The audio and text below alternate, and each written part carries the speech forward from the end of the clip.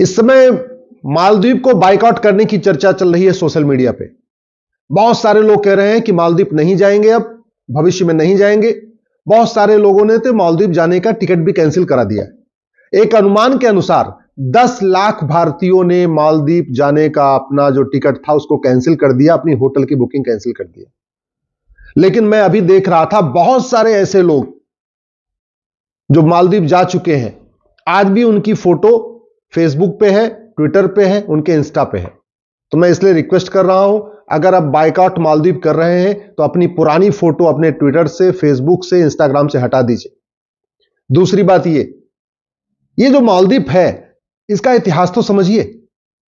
हमारे देश में राजा राज चोल हुए थे, दक्षिण भारत के राजा थे, बहुत ही प्रतापी राजा थे। 29 साल तक उन्होंने राज किया था। राजा राज चोल ने 29 साल राज किया। 9 लाख की क्षमता वाली उनके पास सेना थी। उनके जो सैनिकों की संख्या थी 9 लाख थी। उनके पास जहाजी बेड़े थे और जब वो चलते थे समुद्र में तो आगे कितनी दूर पे जमीन मिलेगी, कितनी दूर के बाद फिर धरती मिलेगी, उसको टेस्ट करने के लिए उनके पास बहुत बढ़िया एक साधन था। उन्होंने ऐसे पक्षी पाले थे कि वो अपने जहाज पर से उड़ा देते थे और जब वो पक्षी लौट के आ जाते थे उससे स्पष्ट हो जाता था कि आगे बहुत दूर तक धरती नहीं है। तो मतलब समुद्र में चलते थे जहाज से तो यह भी पता कर लेते थे कि कितनी दूर पे धरती मिलने वाली है या समुद्र लगातार चलता रहेगा। और उन्होंने चार जगह अपना राज स्थापित किया था। जो भारत में उनका राज था वो तो था ही। वर्तमान जो मालदीव है ना, ये भी उन्हीं का राज था। जो इंडोनेशिया है ये भी उन्हीं का राज था, राजा राज चोल का राज था। मलेशिया ये भी हिंदू राष्ट्र था। तो राजा राज चोल ने जो अपना हिंदू राष्ट्र स्थापित किया था, मलेशिया भी था उसमें, इंडोनेशिया भी था, मालदीव था।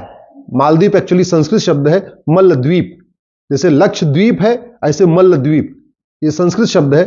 और चूंकि पहले हमारे देश में ज्यादातर स्थानों के नाम संस्कृत में होते थे, दक्षिण भारत में आज भी आपको मिलेंगे रामेश्वरम, मछलीपट्टनम, इस तरीके से रामनाथपुरम, लास्ट में म लगता है या तो द्वीप लगता है।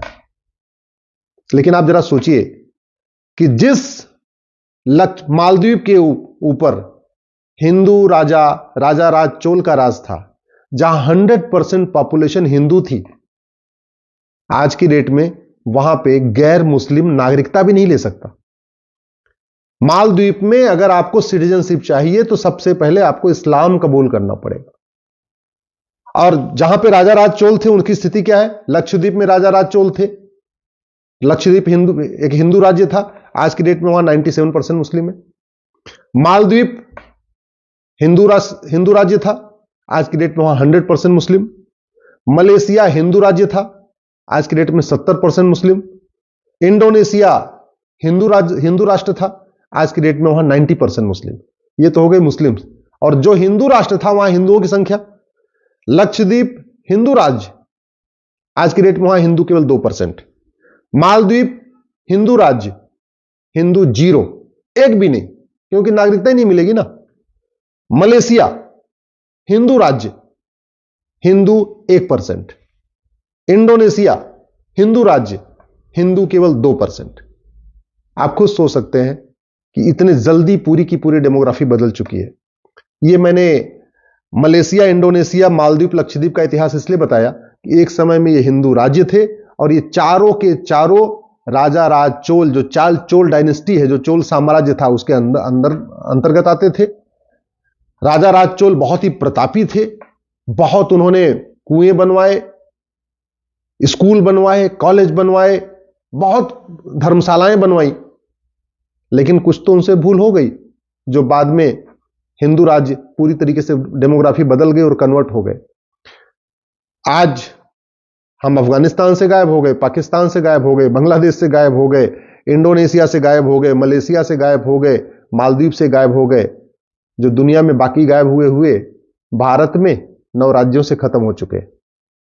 डिस्ट्रिक्ट वाइज 200 जिलों से खत्म हो चुके हैं। याद रखिए, भारत में कुल 750 जिले हैं, उसमें से 200 जिलों की डेमोग्राफी बदल चुकी है। तहसील के हिसाब से हम 900 तहसीलों से गायब हो चुके हैं। टोटल 900 तहसीलों की डेमोग्राफी बदल चुकी है। तो 9 राज्यों की डेमोग्राफी बदल चुकी है, 200 जिलों की डेमोग्राफी बदल चुकी है, 900 तहसीलों की डेमोग्राफी बदल चुकी है।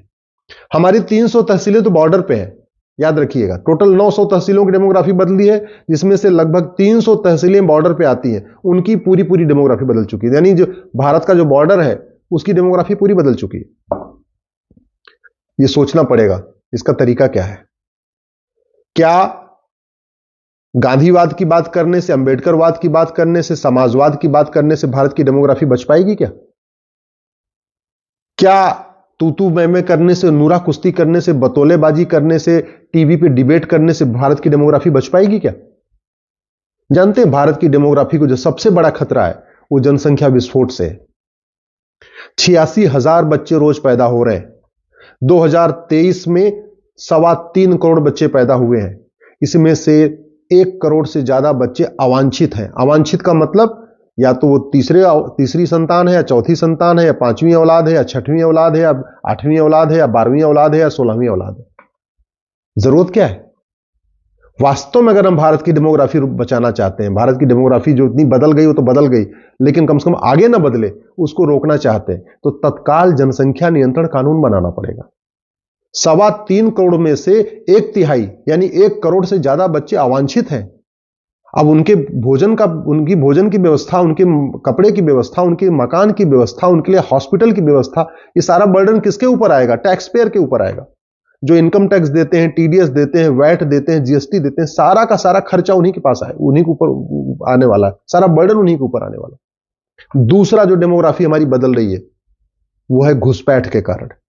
2017 में मैंने पीएल फाइल किया था, उस समय 5 करोड़ घुसपैठिए थे। अभी 2024 में ये 5.5 करोड़ हो चुके हैं। ऑस्ट्रेलिया की जनसंख्या 2 करोड़ है और हमारे देश में 5.5 करोड़ घुसपैठिए रहते हैं, यानी लगभग ऑस्ट्रेलिया के 3 गुना भारत में घुसपैठिए रहते हैं। कनाडा की जनसंख्या 4 करोड़ है और भारत में 5.5 करोड़ घुसपैठिए रहते हैं। और ये क्यों रहते हैं? ये घुसपैठिए अमेरिका तो नहीं जाते, चीन तो नहीं जाते, बाकी छोड़ो, दुबई नहीं जाते घुसपैठिए, अरब नहीं जाते। ये घुसपैठिए भारत ही क्यों आते हैं? पाकिस्तान भी नहीं जाते, अफगानिस्तान नहीं जाते, लंका नहीं जाते, भूटान नहीं जाते, भारत ही क्यों आते हैं?